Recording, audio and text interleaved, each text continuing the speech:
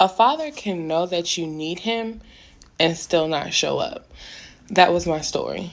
At 9 years old, my parents being on a drug binge for a week in Snellville, Georgia, and staying with a pastor and bishop. We see them at the red light. They honk at them. My dad drives off, like speeds.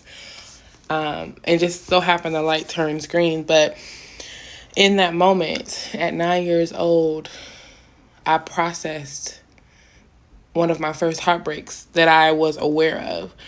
And I remember asking my bishop at the time, why don't my parents want me? Why don't they love me?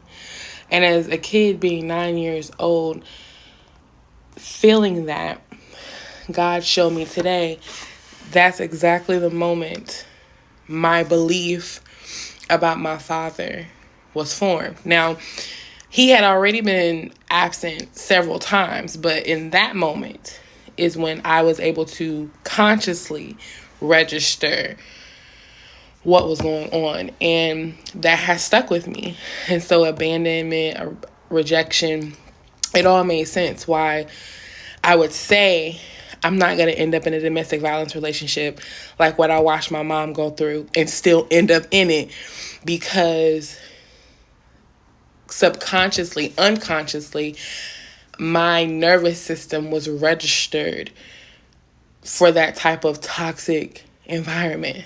But nonetheless, that was my first heartbreak at 9 years old. And God has been asking me to come deeper with him, be more intimate.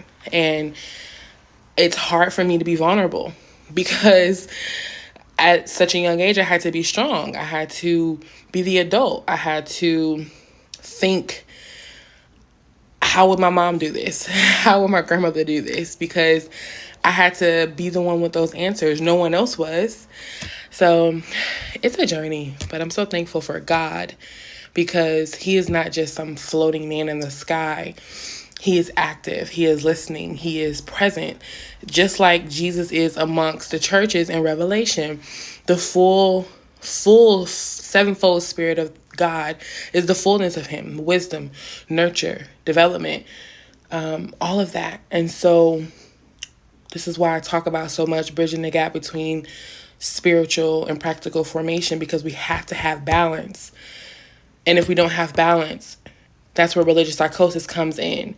And then we battle with not living in reality, wondering why we can't find our footing. And it's because we have all these beliefs that were formed